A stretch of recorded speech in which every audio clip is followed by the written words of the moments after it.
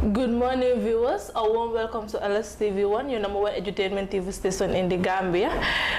It's a beautiful Tuesday, and we are here to bring you another exciting episode of the Good Morning Gambia show. My name is Ousainou Darboe, and I'm here with my two girls, Amie Fadera and Bajen Camara. Bajen, good morning. Good morning, ya Ousai.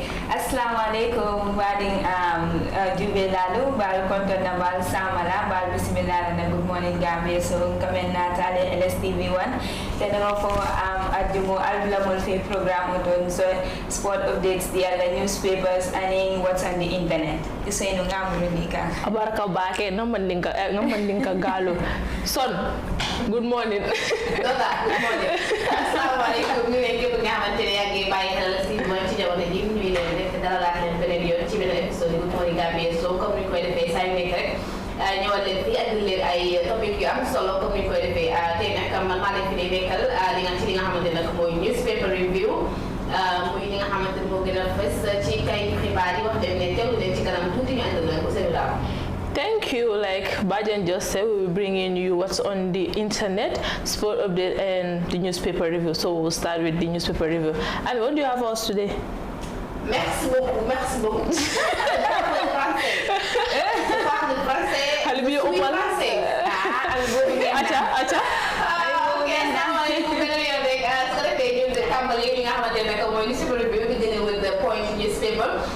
Barrow calls for investment to curb climate change. The president, when he went to Equatorial Guinea on it was Friday or last week, anyways. He went to Equatorial Guinea, and in that meeting, he called for investment to curb climate change in the country because he said it's something that is affecting our humanitarian situation. Ousainou Darboe am ko ci lolu ala wala ko ne dafa oté pour nit yi dugal koppar ci wécci ci nga xamante nak mu jëfé ñu jokk wonné ci walu suñu jaww ji bu di climate change. What do you have to say? We're waiting somewhere in the Gambia with the New York price of li nga xamante nak moy mburu gi seer na bu su nekk ngay dé marché ba dafa seer fofu lo mu ci xalaat lu ra xalaat li nga xamante moy dugal koppar ci leneen. Right. I mean, what about climate change? I was like, what? Because before you think about climate change, I think you should think about the price hike. Mburu mungi ni $12 seer na babuga de mon dama jomi sa.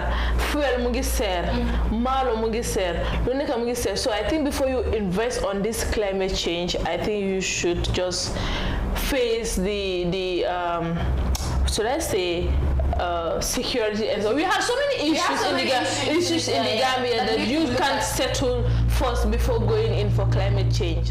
Yeah, that's my own point. Comme Ousainou nu ko waxee rek balaa ngaa jël koppar bu bëri di ko dugal si yenn yoo xam ne amalu dëkk bi sens fu mu naa nga jël ko nga yokk ko si lekk bi fu mu nekk nii lekk bi moo ñu géttin wàllum faju bi tamit dafa important so balaa nga ko jël di ko dugal si ay climate yu kenn xamul climate mooy Climate be important. It's important, but when it comes to security and food sector, investment in those areas. For climate change. But climate change is pour climate change ñu war ko seetaat ko war a defar ay lii pour nawet bi mun a neex waaye tamit Gambia si li gën a nii xam ne mooy lekk bi. You see what I always say about the Camarakundas, they are fighting for the food.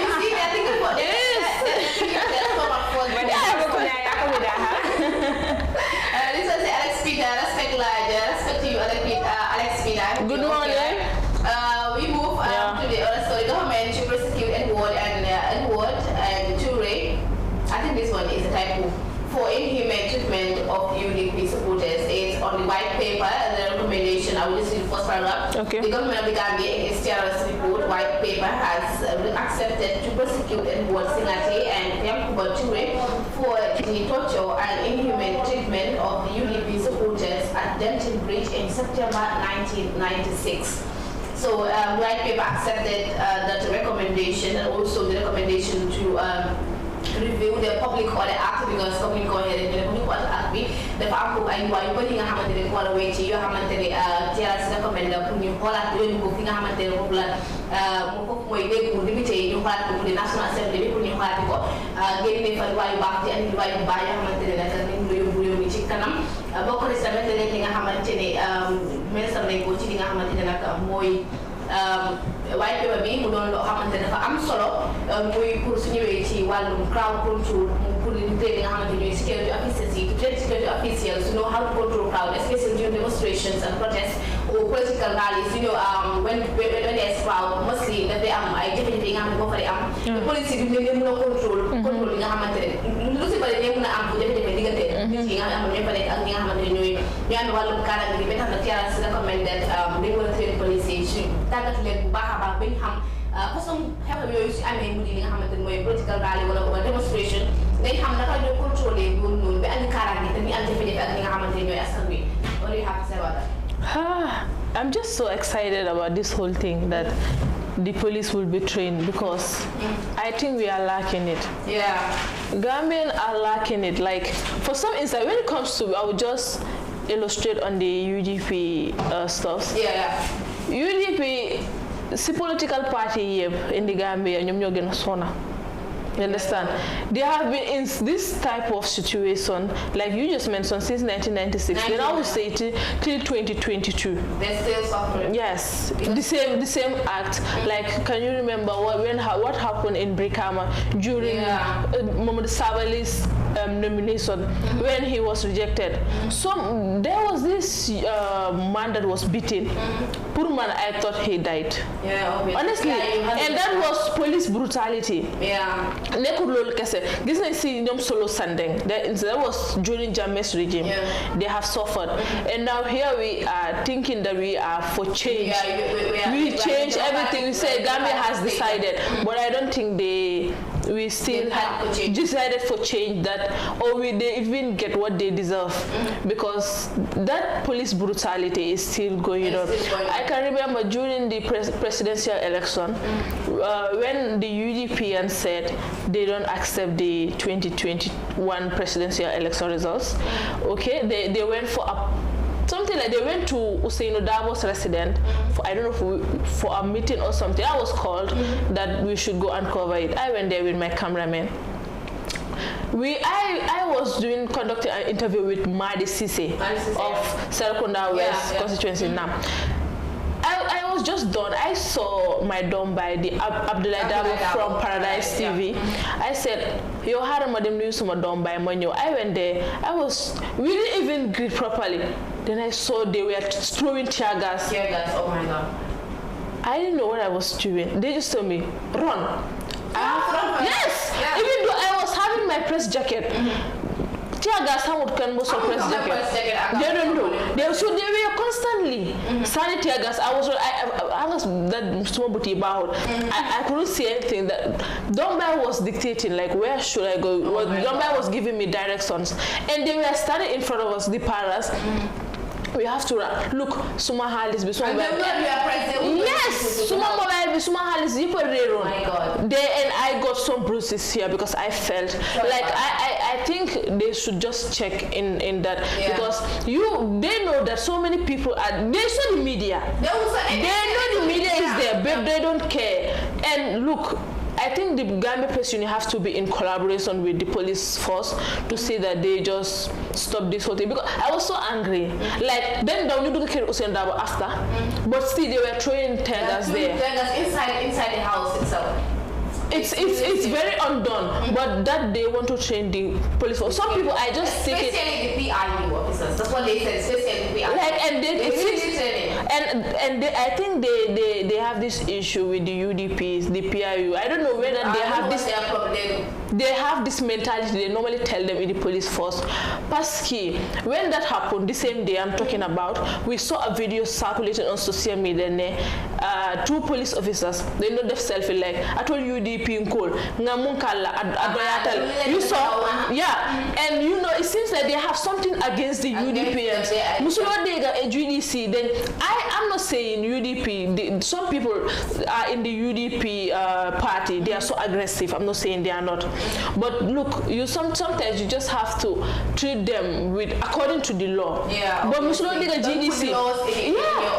GDC if I'm problem a police be. NRP if I'm problem a police be. PDS if I'm problem a police. The only thing you hear is UDP. Since Jammeh's regime till Barrow's regime. I think they should check. For me, my own concern is when they see the media, call them aside. Call them aside before exactly, call them aside. Then book definitely. And to be honest, that part when the tear gas they throw was unnecessary. It's unnecessary. Because they all were majority of them now come executive members. You know, for the guy no talk at Cherry for have now Camara Kunde, Awajabe Kunde, you're powerful. They have actually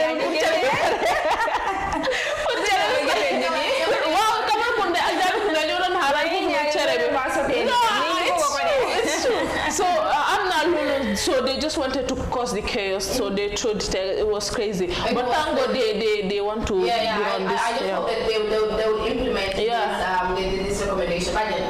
Wow, comme Ousainou ñu ko doon waxee rek crowd control moom suñ ko waree jàngal suñ force yi loolu na nekk loo xam ne dina baax torop because not even political parties incident bu happen on April 10 and 11 students wow it was politics waaye gis nga lack of knowledge pour war a control crowd disturb na leen ba ñoom ñu ngi fire seen gun si civilians it's aggressive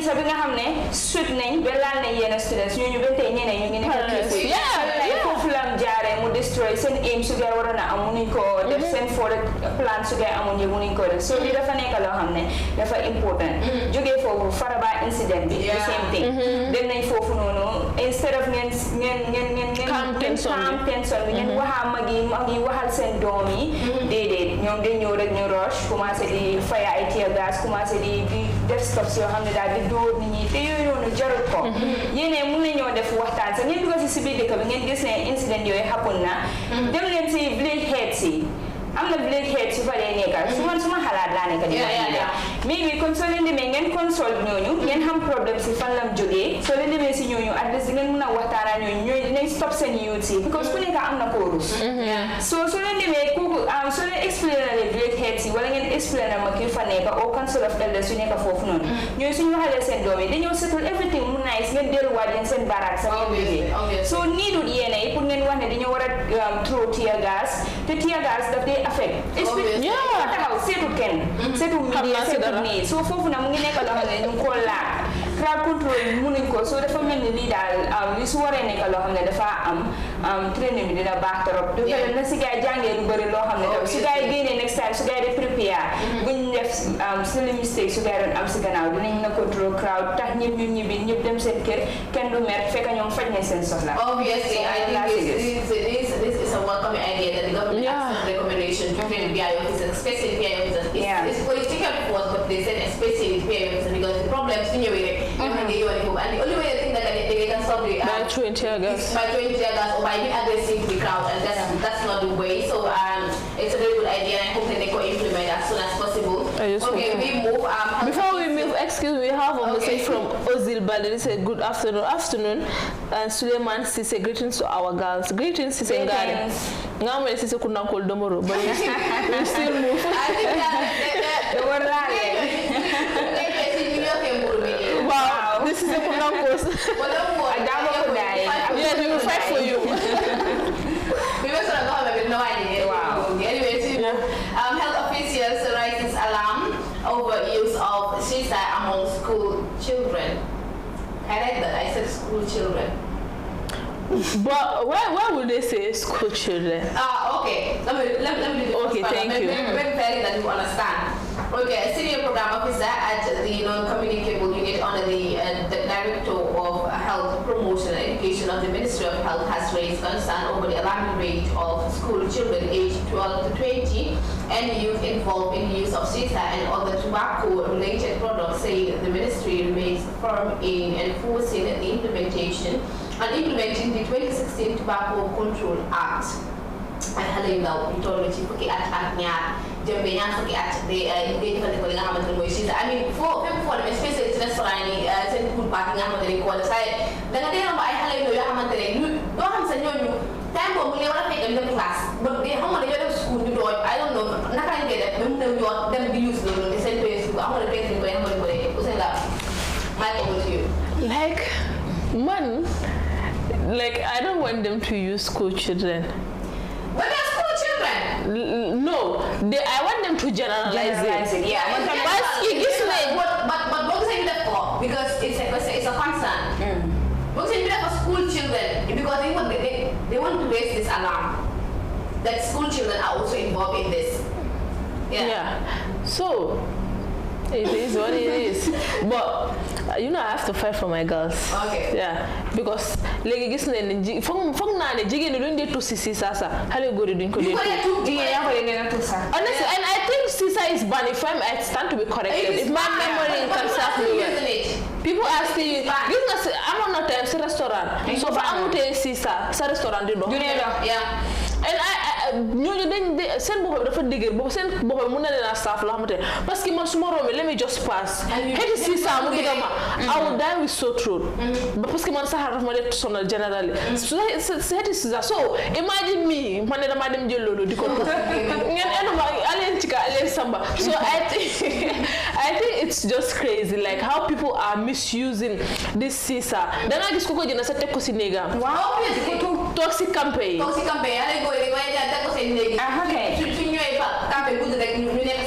this is how it's all started. So jale si sisa like it's a stage. So jale si sisa, them si cigarette, them si like see best of the best. Yes, best of the best. We were standing where the media is. I just thought and saw this guy. Kid of day to tie come I have to start for seconds. Muna differentiate. Ndaki go la dega bule ka bopambe wala jigen la. I realized that jigen la. I have to call Bajen. Look, I was when you know your car. So I have to have a witness there. I saw it. And the Bajen hold kini and sent food gun. They are smoking. But they were all ladies. Yes. Jigen kese. And it was not cigarette. It's tie. So you know how dangerous that is. So it's a level. When you pass the sisa level, you will go to the cigarette, you will go to the tie, depending on how your small bopper can handle it. So I think they should implement something like when you see someone smoking sisa, achikaya sama kotai sabala ike munda nyami. Time where again saying they are banning this is that they done them restaurant especially in the Gambia area pointing out they are responsible for this tobacco control. Yeah, restaurant you don't make any kill, but I don't think that's no new for the thing. But what am I Gambia? They don't have problem with Siluade. I'm only implementing. Yeah, it's the problem. You take policy where none of them 1 or 2 days like you buy. You stock up. So Yeah, this one I will buy it. They don't want it. And I see some shopkeepers they're still selling some cigarette and they said so why get a cigarette. So why the guy packet while I'm buying. And I see some shopkeepers who are selling cigarette and they are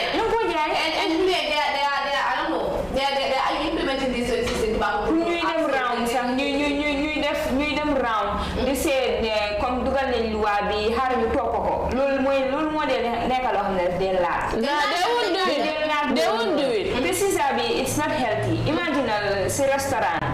Man suma ñëwé comme mané flavor bi la bëgga maybe strawberry maybe mané mint flavor la bëgga so ma jël ma hicca Ousainou ñëw mu ne Gambians girl with my I saw it with my two color eyes please I saw it with my two color eyes and they are so young like the age of 20 21 yeah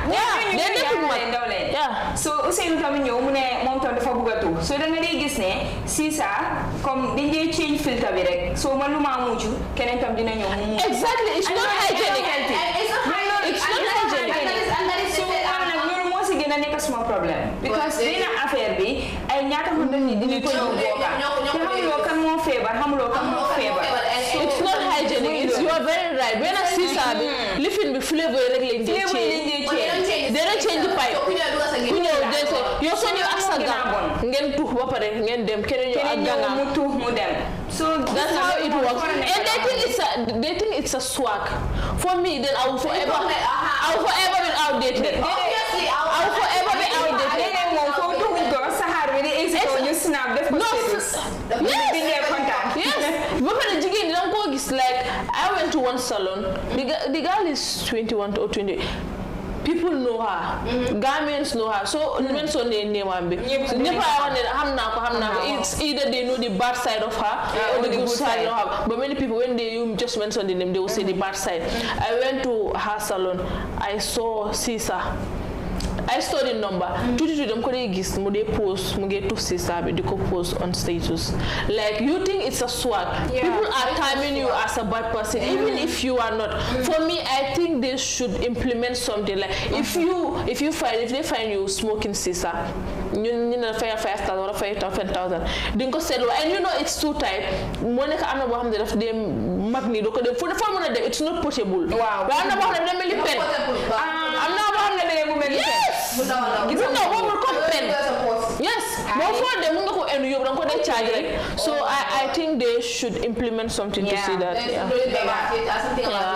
if you see, there's something that says, they say annually around 8 million people die from disease caused by tobacco use, including about 890,000 from standard smoke, second-hand smoke exposure. Can you imagine? This is second hand. It's up to 890. It costs more.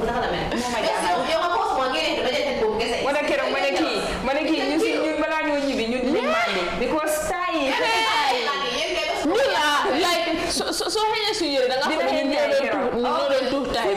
you know what they do?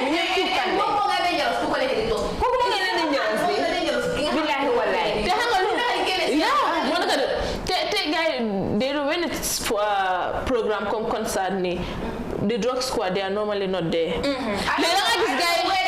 could legalize in clubs and nightclubs.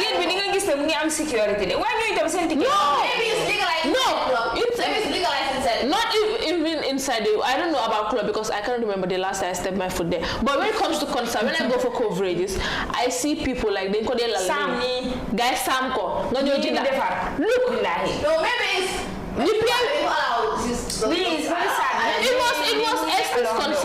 It was Estes concert this year. I went there. I saw the PIU officers. Deltas were there. PIU officers were there.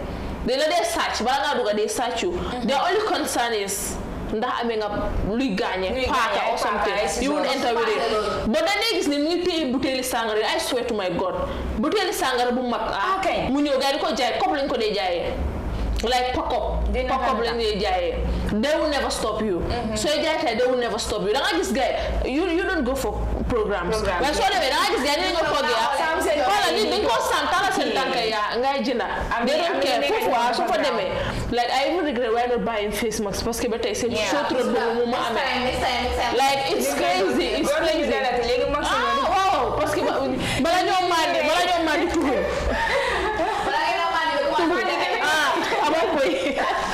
we move now on to the Korean newspaper.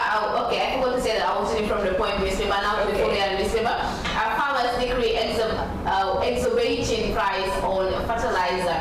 I'll read the first paragraph. Scores of farmers during the weekend were willingly lamented the price of fertilizer this year is beyond the reach of even the well-to-do farmers because of its exorbitant cost. I'm not really good at it because I'm China and then you have to go to baby, especially in the food Upper River region, due to the municipality, the fertilizer, the other use to send it and for sale this year compared to the Ashiroma, and then with the way things are going in our religion, such a local what about pussy what them fertilizer better sack budget 2,000 or 2,000 but then 3,000 yeah in Sakuma I'm not just a book and I fertilizer the hammer to go guy with some big tall to pay and what letting hammer to get dressed in the water send that the cost of fertilizer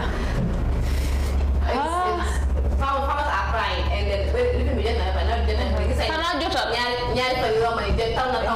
they said it almost cost about when you conclude the Upper River region it too heavy fairly heavy rains which has flooded some areas in the Upper River region. So and fertilizer for sale. What do you have to say about that? What do you have to tell the government when it comes to that? If my memory can serve me, you know this even it's not this government. Corruption is our problem because if I can remember, it's corruption. If I can remember, there was a fertilizer scandal. Yes. So I think they have to get rid of this corruption first. But what I have to tell the government is they should help the farmers. Parce que gis nañ mburu mu ngi seer. Obviously. Lu nekk mu ngi seer. Like I always said, if we don't find solutions right now, dinañ dellu si sombi baxal ma la dafa suku. Dafa meew lekka parce que it's expensive. Wow. It's everything is expensive. So wow, these farmers are very vital, playing vital role when it comes to our day-to-day living. Like they have a key role. So I think the government what I guess to help them and see that because you know the Camara Kundas. So I think the government the government should really look into this issue. Like, you know, I don't know much about farming, but I think the government should really help them. Because I heard that last time you were talking about Jabo or something. Yes, they said they're going to help support the people, onion farmers. Onion farmers, please. Yeah, it's also look for the fertilizer too. Look into the fertilizer issue. Get it, yeah. Because get it, they any composite video because in Bay get it. Yes. Groundnut.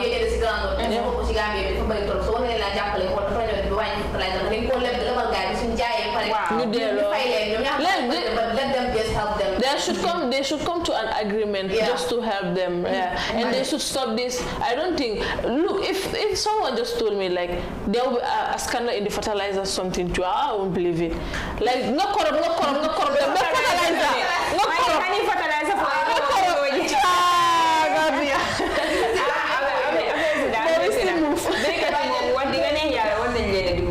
Because character, when they won Abu Kosi garden be, ñom tamit loolu lañ complain. Ñu ne ñom dox du leen dégg tin way fertilizer mooy seen problème. Te loolu moo leen tax ñu te mooy rafetal li lu bari sa harvest bu baax. Soo bëggee harvest bu baax, soo bëggee sa harvest bi mu rafet comme sa bagage su ngay ji soo ko góobee ñu rafet. Fertilizer bi dafa war a doy.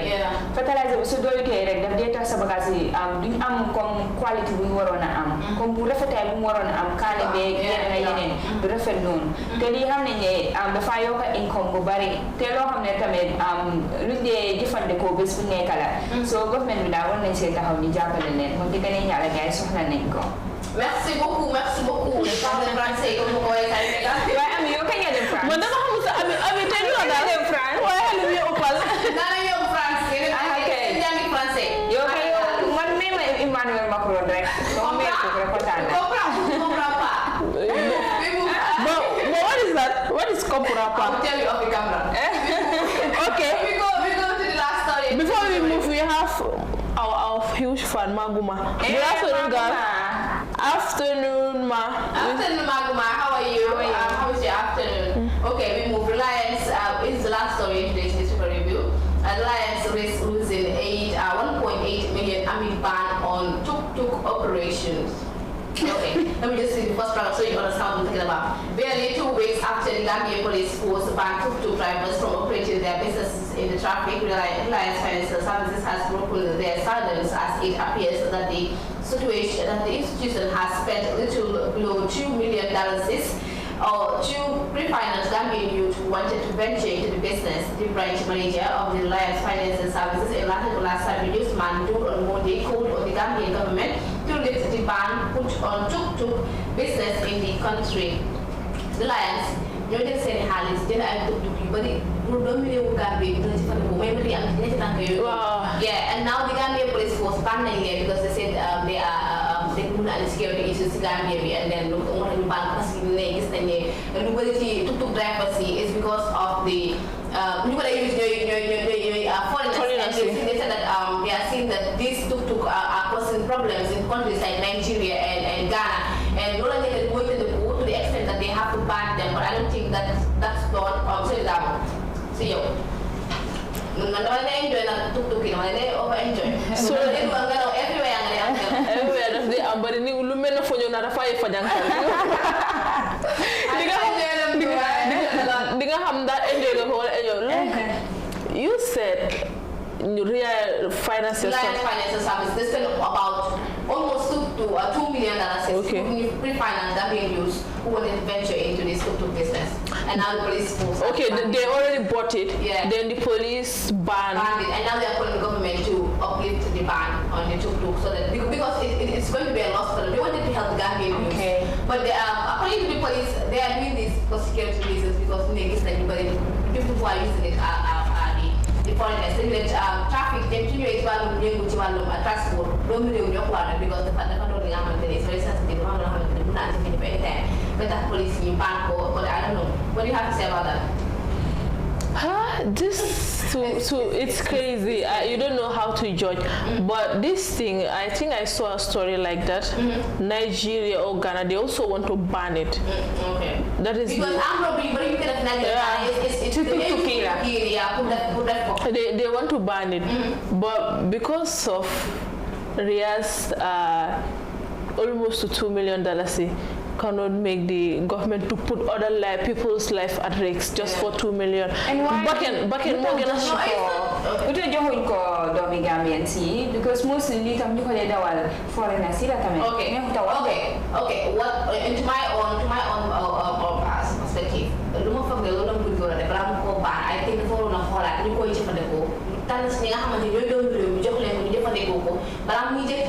because so many people are depending on this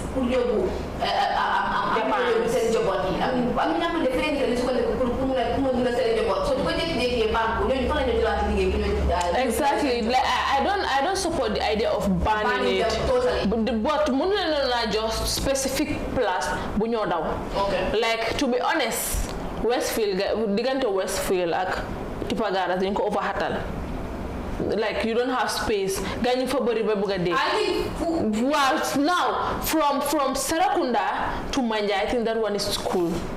No. Like comme yoni hati fofu len le war di bay ñu do fo xamantene mostly comme neku place bu comme hechu why driver duñ fa de daw mostly then they could just let them, but you know they said security comes first. I know. According to them, as long as it's going to jeopardize the security aspect, I think they should ban it. Let them compensate this thing financial service and they will see what to do. Now what about the youth who are depending on this to make a living? Yeah, that's what I said. Are they going to compensate it also? Or are they going to give them some sort of money to buy other? But if they cannot do that, like I said, let them give them like ñu wax leen ne yéen moto bi fii rek la mun a daw. Munta daw fii like munta daw diggante Serekunda. Mus nga gis tuk-tuk buy daw diggante Westfield ak Lamen? No. You understand? For some lolo driver ñoo fa daw van yi wala taxi ñoo fa daw wala gele ñoom su fekkee yooni suuf la they can use the yooni suuf. Wow. But those people, if they don't know anyone in Bullet from Bullet Bank, if they don't know anyone, that is going to be extra difficult because they fail was friend of failure. So I think around this area you can invest. It's like invested in the property. Wow, come see rural areas you don't get importance come make a fee because fee you were selling here motor you know. Yeah. The niggas motor but do banana we get something you were coming plus you have motor fane nyaka come tipa garas ngai wani nyane but yena side ale dem sa taxi bi nyango dem so you dey volunteer for them banana. But to me with everything because they security said because they said security but did they ever, like it's a question I want to know, I don't know, did they ever record a case of the tuk-tuk causing something like armed robbery? I've never heard of anyone. So you understand, just because they had it from other. So I think that. So you know what my concern is with this government. They won't look into things they have to. But they have to look at things that does not even have anything to do with. I said it because you understand. Today when I was coming, you know the fire incident that occurred here at Lamen Daranka. They called the fire service. The fire service said they are stuck in traffic. You know why? I understand today why they said that. It's true. You know what? Ambulance will run, even when you are far, like 100 kilometers, 100 meters, you will hear ambulance mungenyo. But when it comes to the fire service, there is something like that. It's not can they may yon, parce que do de alarm. Ah, siren. Lamp ko rek ngay gis muy taka. But today when I was coming, ñaari lifin moma rombo bu nekk di dem ci Chilstown. Benn bi mu non dem, benn bu ngi ñew. Waye dégguma alarm. Dafa wara am pour follow line bi. Yes, dafa wara am pour follow line bi. I didn't notice it properly ko mu ngi dem, but just because it was rushing, but then kenn mënu ko yow so nekk ci kanamam yaa ngi sori bàyyi loo xel ci sa miro bi. How will you know that something is coming? How will you even know that it's urgent? Parce que moom mu ngi follow line bi. Moo tax mu ngi rëy doo mun a lifin te kenn kan moo faa nekk di wàcce di woo driver yi may ko. So there are some things that the government should look into. The government is not doing it. Looking at this tuk-tuk, these people are I don't want to lie. Honestly, those people are doing something for this country. Guys, I mean, even though they didn't go to UNSN but they are still doing something here. They are making transportation. So negative garas nganga Westfield. Taxi driver ni hajan. Why is not to gi amuñ time dañu ñëw rek en nga dem. So suma ñëw suma nga gis gaay ñu fa bu because of legi banen tito even though dañ fa di xata banen tuttu gi da nga gis gaay ñu fa jooru ñu nga dem liggéey amuñ mo ko ñu dem. So the government before mu nekk di uti ay tuttu gi di leen baal na la jënti di seen lekka yi na la jënti di seen lekka yi mu lijjanti pharmacie mu lijjanti am waaw parce que mu lijjanti because this is very serious. This is very like nit ki kiram bi jappa mu laka what happened there? The use of Daranka were so angry. They when the fire service came, they attacked the fire service. I don't blame them. Because they are angry. Your whole free airport junction at Daranka that wouldn't take them for 15 minutes. 15 minutes if they holal bitig bi dafa taka ba laka be holal di tuxu ci benen bitig bi we were there from 7 to 9 too bad bitig ba ngi laka be ñu so dara we were there suuf lañ doon amuñ ndox suuf lañ doon jël pour where is the professor what impact this is not the first time this is not the second time this is not the third time we are doing it again because ñu opposite suñ kër year before last naka mu fa amoon ñu itam the same incident dañ tëra ba gudde right ay 12 am yooyu noonu ñu gis safara bi force moto bu njëkkaa ñëw tuuti ndox la am imagine fire incident yow yaa ngi gis safara bi ñun dañ yëbi woon suñ bunti kër bi sax suñ paani suñ everything ñuy génne di rool waa ko bi tam ñëpp di rool ñii dañ ñëw seen force moto bi laa la wax force moto bi tuuti ndox la am loolu dafa fay 5 minutes rek mu taxaw ñu ne boobu amul ndox so they have to call moto war a jógaat ci stand war a ñëw imaginal ci stand ba ibutaan si biir yaa ngi war a jël ay 20-30 minutes balaa ngaa egsi ñuy seen kër bi jeexut instead of beneen toppa ko déedéet boobu ñëw tam boobu mënu koo fay because safara dafa wayaloon keroog ñuy moom seen sponge everything daanaka moo bonoon to access everything moo bon down boobu tam ñëw mënu koo fay still yéen balaa ngeen di bendee ne moto doon ñëw boo leen I don't understand honestly for me I think the government people have issues with fire service. I don't know what is their problem. Like before it's your responsibility. I don't know how they operate. Sometimes I don't know. But so you just call them and say that this happened while so they take their time. But so them calling you they waste time to well no it's just an excuse. That is not an excuse.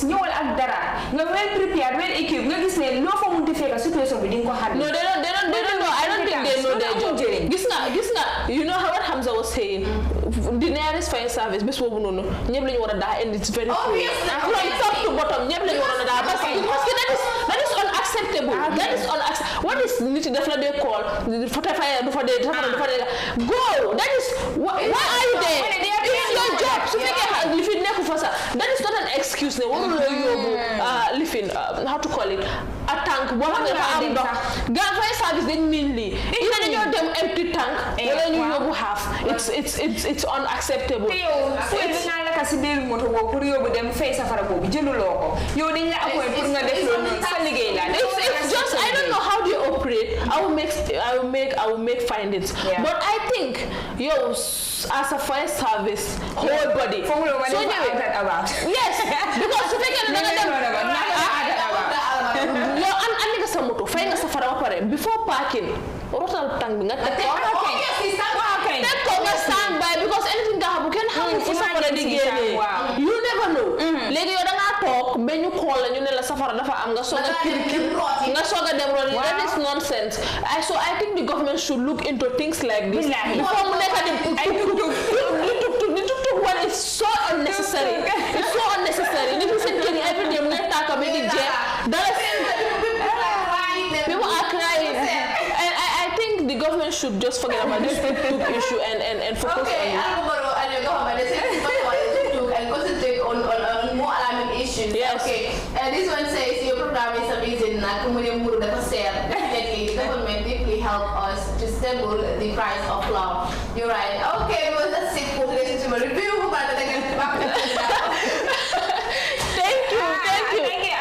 Thank you. So, Bajen, wagwa. Moving on with the sport reports. Irresponsible, unprofessional, and disrespectful Liverpool chairman demands apology from French sport minister.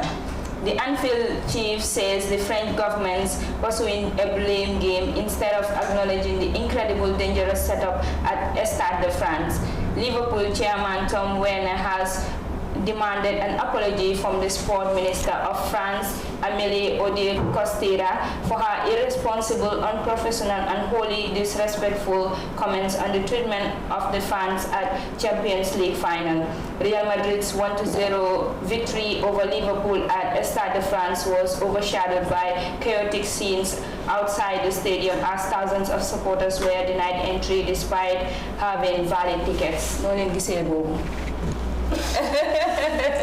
But blame the sport minister because Liverpool sent fans to bari they ñewon ci stade bi mënu wona duga te imagine nga jëna sa ticket mu ser wala dem sétane final man suma dalon di man lolu non la nekk du mëna xari I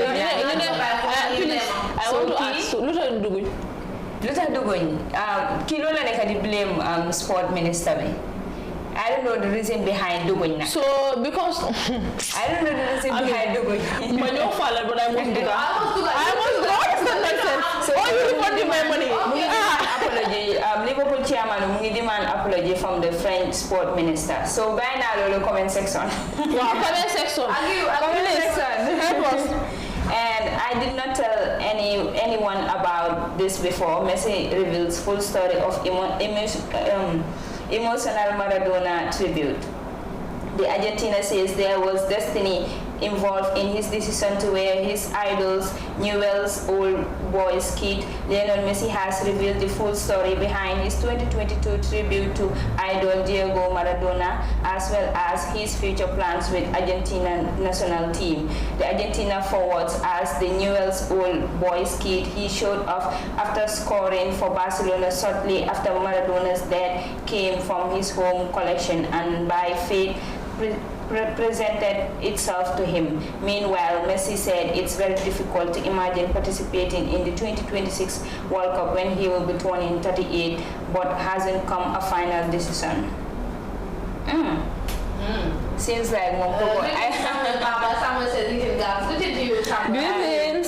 seems like Messi mom Maradona, Diego Maradona, comme dafa nekkoon idolam daal, comme daf doon roy si moom. So gis nga ku nekk daal am na si ko dee roy. Te kooku tamit big football lii la woon, big football player la woon. I don't know something like so many things about sport. Yeah, obviously about this Maradona now.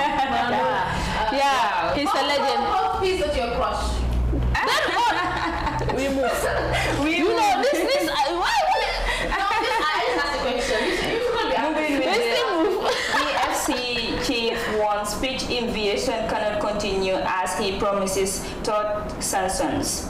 The man in charge of the second, third and fourth ties of English football has promised a crackdown following a recent spate of shocking incidents. The CEO of the English Football Premier EFL has promised tough sanctions on clubs whose fans invade the pitch and cause troubles amid a recent spate of incidents. The end of the EFL season was marred by crowd trouble, including a Nottingham Forest fan being jailed after head-butting shell on the striker Bill Shape and amid a large-scale pitch invasion following his team's Champions League playoff semi-final victory. Fans also invaded the pitch before the end of Bristol Rovers League 2 promotion clinching win over Strompole, causing the game to be delayed significantly.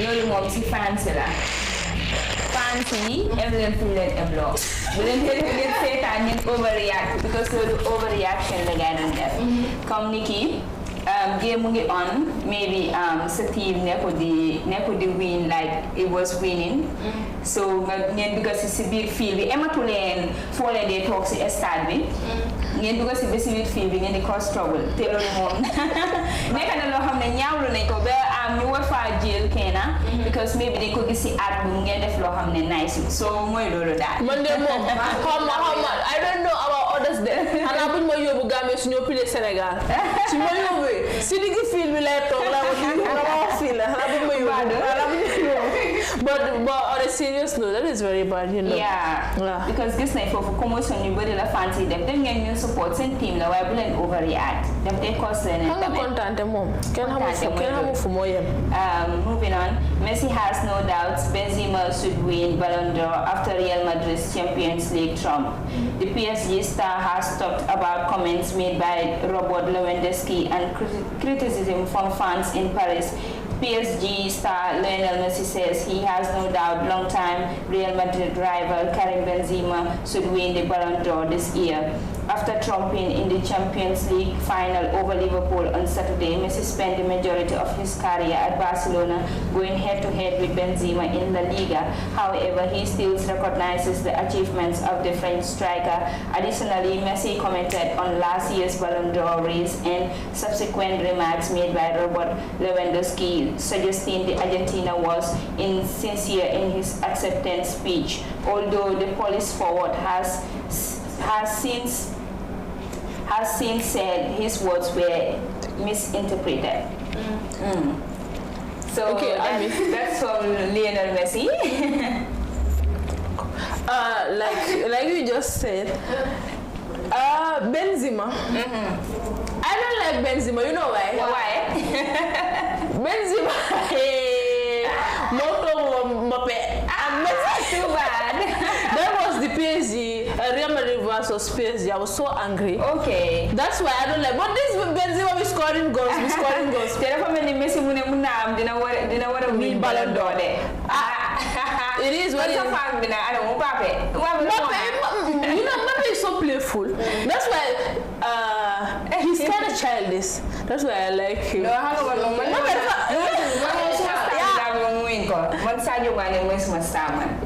I stand for Liverpool. Take care of the but still we have high hopes.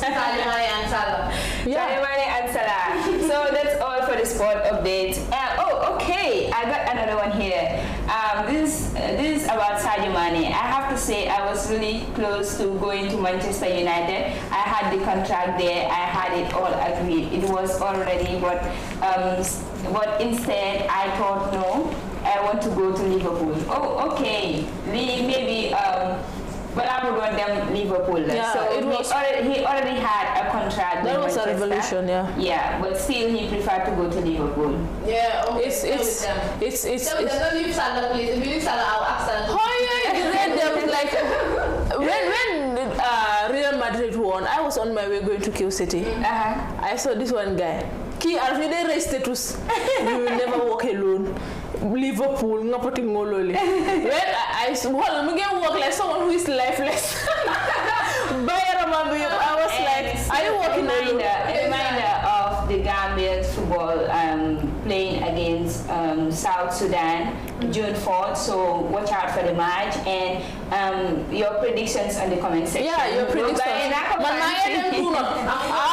going for 2 not Gambia 2. The winner 2 not Gambia against South Sudan. Yeah, I'm going for 2. South Sudan 0. Yes, we move. Like now going straight. Why 2 now?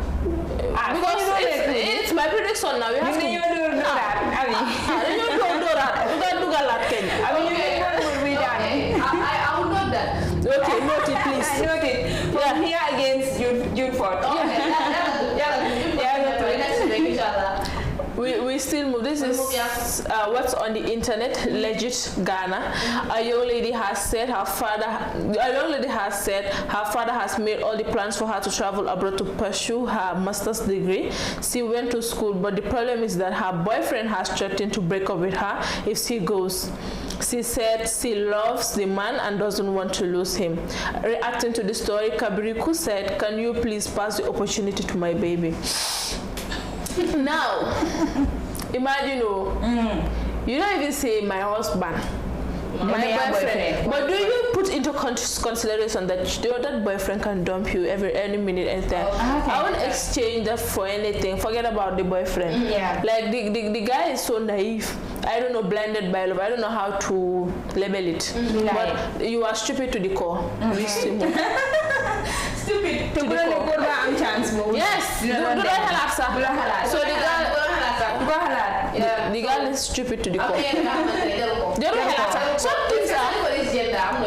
No, forget about this gender. There are some opportunities when they come. I don't want to hear anything. Like I want to think about it. My sister. These things. They are right now. If they come, I will just run. I will just throw your mic, throw everything around. I won't even think. So what? Yes. But we still move. This is from Ahmed Jite. You know, Gambian politics is getting, even though we are not around the presidency. You know this mayor election. We're gonna suffer. Presidential election. No joke. No, this mayor. Let me read. We still move. Yeah, Ahmed Jite, National People's Party's biggest challenge is in its history is not going to be winning the presidential election of 2022. Getting Talib Ahmed Bensouda out of the office is going to be the most difficult task the party ever embarks on in its political history. The views of the ordinary people in KM about Talib and the views that NPP thinks people have about Talib are quite different. Get together and start genuine and honest strategic plan today for the party, or you will get the biggest shock. Not even the National Assembly will be compared it. I am giving you an early warning as a founding member of the party, just as I said before, the parliamentary election, and you never listened. Like I said, these elections will be more lit than the presidential election because with everything going on right now, do you think Talib Ahmed Bensouda will win? Ahmed Bensouda? Yeah. Of course, I think he will win. You think? Bajen? Because how many opponents are me? Where I'm a greater chance for winning. And yes, they are doing, and they are all about this. And that's what they are fighting. That is what the NPP are fighting for right now. Banjul and KMC and Brikama. Brikama, KMC at different Banjul. That is yes, and Mayolo, the woman is bold, confident, and stuff. So it wouldn't be an easy thing to move her. Likewise, Bensouda is also doing good. But I think Fatou Jain, the activist, is having an issue with that. Fatou Jain? Yes. Yeah. I think she's having an issue with, because I was watching something on her page yesterday. I saw something like Ahmed Bensouda is not working on anything. Ahmed Bensouda lu nekk ci mbéd rek la nekk di def pour nit yi gis ñu wax Ahmed Bensouda li do you think that Ahmed Bensouda is really not working? Is Ahmed Bensouda really working or not? It's working. What they gonna hear? They will come to again. I'm in a project. You bari you have the KMC renovation. Be like that.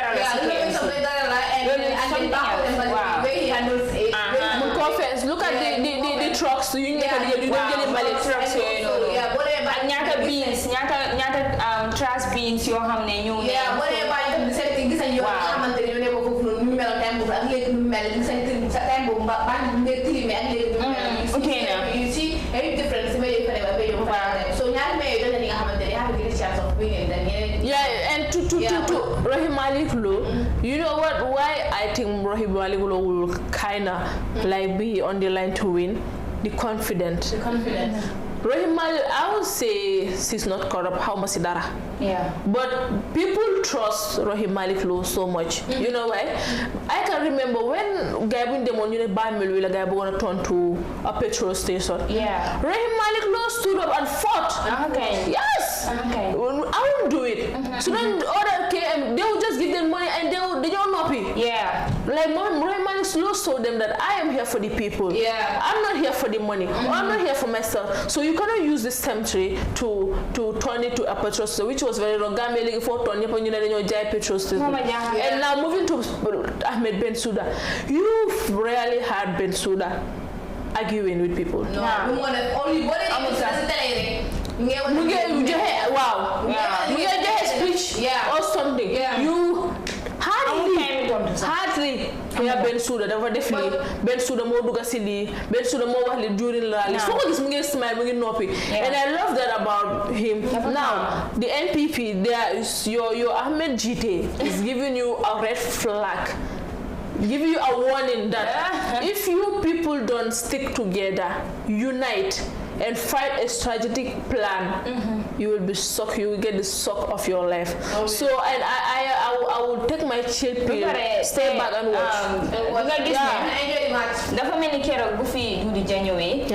Dudu Ja tamit dafa mel ni APRC ñu ngi ko def pour moom tam mu war a taxaw. Pour mayor. But that will bring conflict between the two parties. Te ñaari parties ñu ngi def coalition ba pare. And they had an agreement that ñoom teg nañ seen candidate ba pare. And then gis na lay génn si na taxaw independent. Ila independent o mu taxaw si turi parti boobu noonu it's going to be. Te dafa mel ni si waxam moom lu ma dégga mu ne supporters yi ñoo ko taxawal. Not under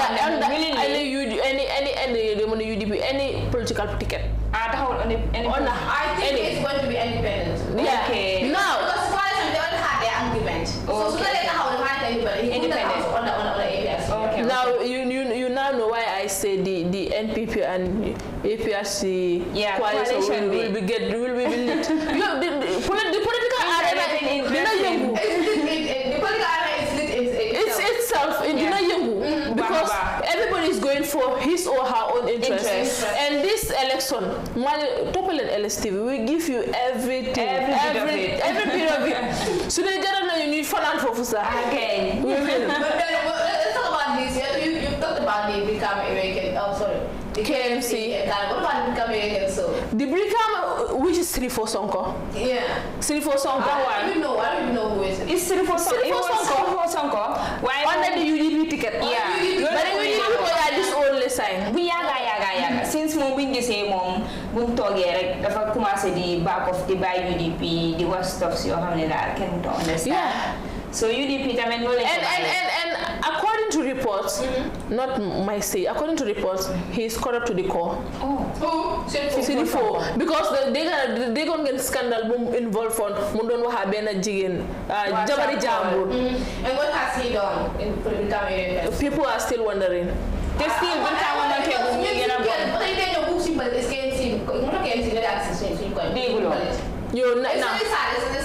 so it's things are going to be because the presidential election this thing between the UDP and the NPP it's huge. The way UDP NPP won was a shock. Coming to the presidency, the parliamentary election, the way UDP just swipe, able to get 16 seats. Yeah. It's amazing. It's amazing. Yeah, and the NPP are still in that shock that UDP was able to get that seat. Like, according to, I'm not that much into politics, but according to reports, this is the first time a whole incumbent wasn't able to secure a seat in KMC and Banjul. Yeah, but it's majority. That the majority be incumbent at least one more 36. Yeah, but the incumbent was only secure less than 19. It was 19. Yeah. Whilst the UDP is But they were claiming that some of the independents are we are going to buy them. It's sort of the black envelope, the brown envelope. So it is what everybody will recover. So everybody is there for their own interest, not for the people. So only few are there for the people. But we still move. This is from What's on Gambia. Good morning, Gambia. The Commissioner of Mobile Traffic, Lamin King Koli, has apologized for the comments against Fullers during a meeting with commercial vehicle drivers. The traffic boss alleged that some of the Fullers commercial drivers are non-Gambians, but in a WhatsApp audio that he released last night, King Koli offered his deepest apologies and called his comments unacceptable. He said there is no such thing as a perfect human being. We all make mistakes. I am deeply sorry for what I did. In the audio, which is currently making the rounds, King Koli also reminded Gambians about the joking relationship between Fullers and Jolas. I know there was so many ethnic groups in the Gambia, but I use Fuller as an example because to my joking relationship with them, he said the traffic police. The traffic boss, rather. The traffic boss, yeah. What's your take on that? I don't think there's any problem with that. I didn't have the audio. I don't know if you would mind I play the audio. I just play okay, it's play the audio so that the public can hear it for themselves. The apology. Okay, give me a minute. Sorry. Okay. No, it's not this one.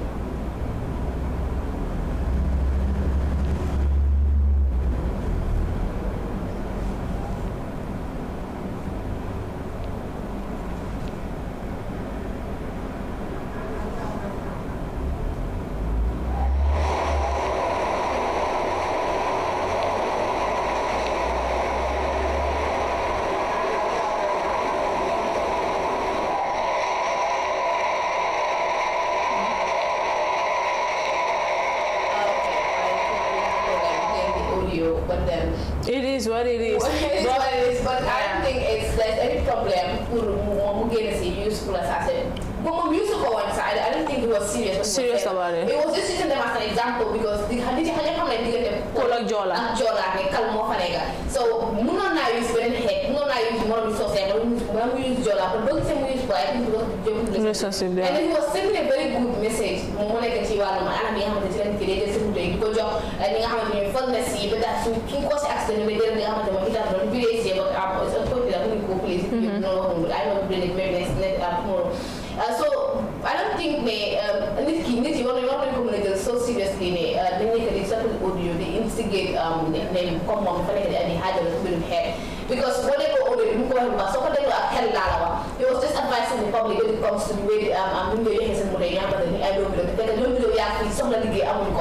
was the message he was trying to send, and then he even went on to call a name of a flood man, but I don't think he even know that flood man. Maybe he was just using it as an example. People take it wrongly and then take it personally and think that he was talking to the flood and then.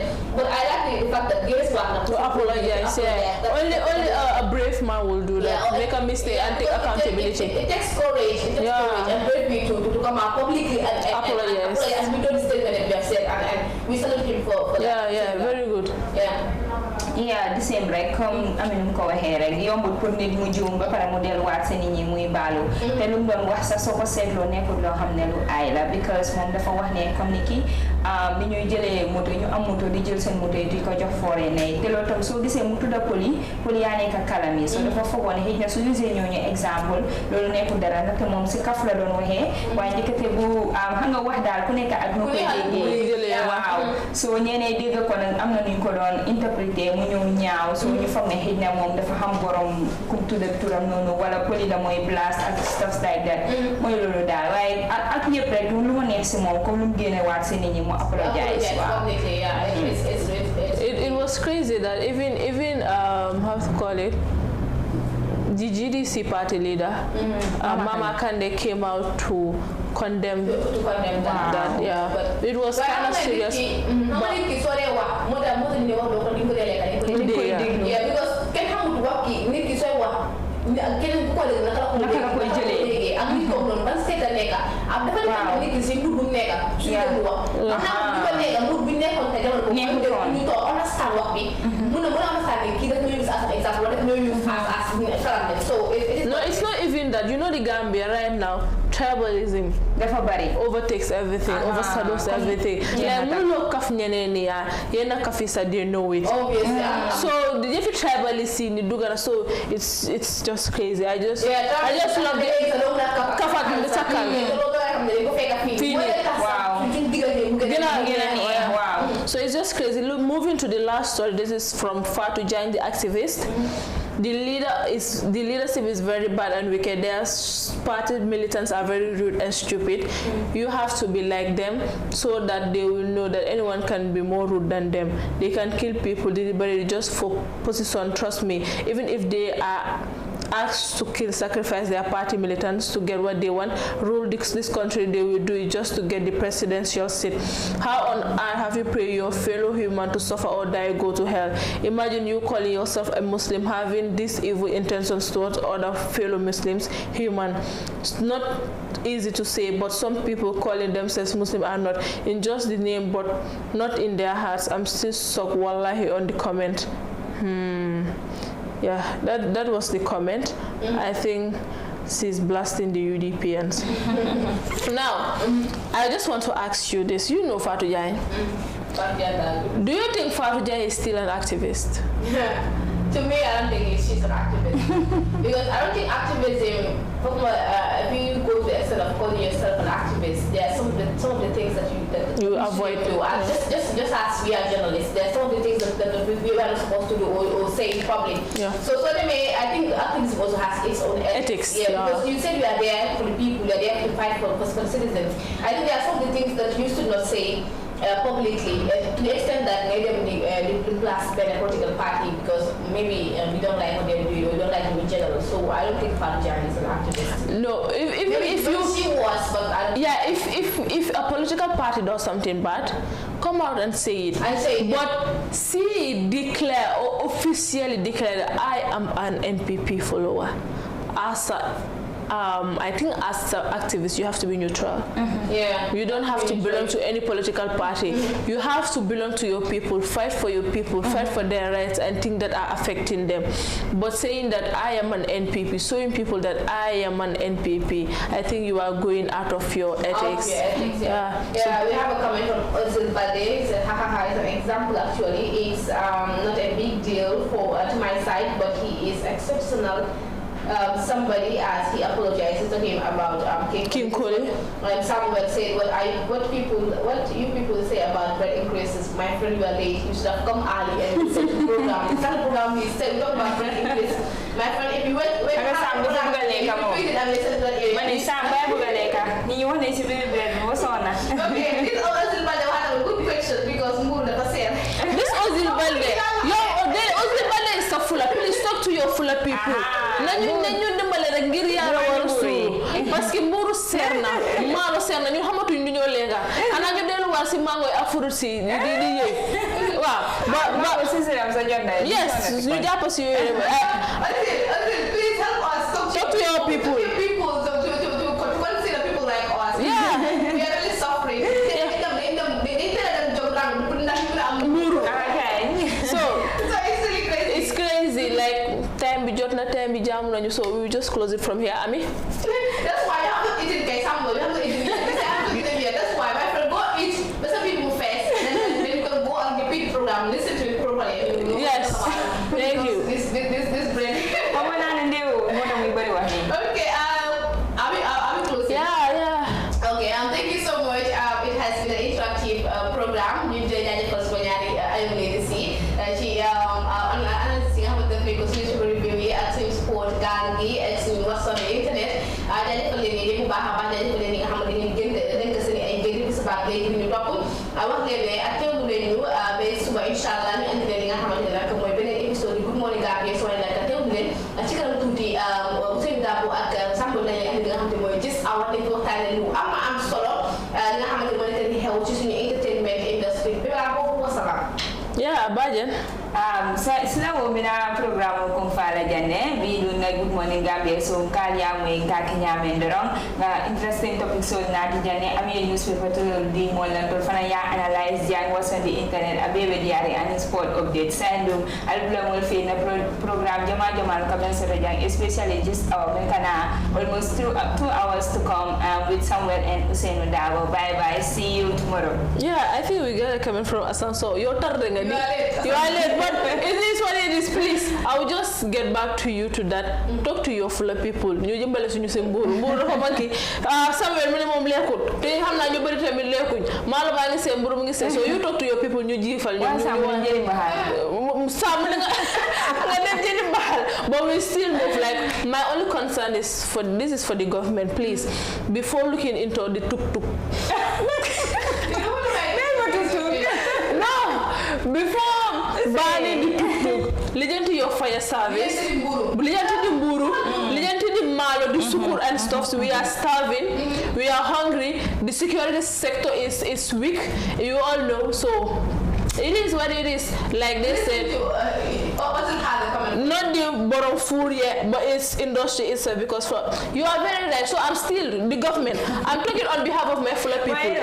Why you late for it? The guy muna ñu lakal mburu ñu muna lekk yo nga Gambia bi digante ak mburu comme Nigeria bi digante ak fufu munu ñoo dox without mburu. So please I just beg you all to just look into it. Like they say, we will bring you the gist out with me and Samuel Baba. The way I have, you people should follow me. I have car. I will ginger you, or we have car, plenty of them. So if you want to know anything, if you are missing out anything in the Gambian music industry, please do follow us at 4:30 p.m. live on LSTV1. It's a bye for us from tuk-tuk is for yes, please, the government. Ngiri yalla fatali tuk-tuk and ligenti our beer. What is tuk-tuk now? Tuk-tuk is for yes, tuk-tuk is the nyeti tanga. Ko oye bachka. Nyenen di ko oye okada.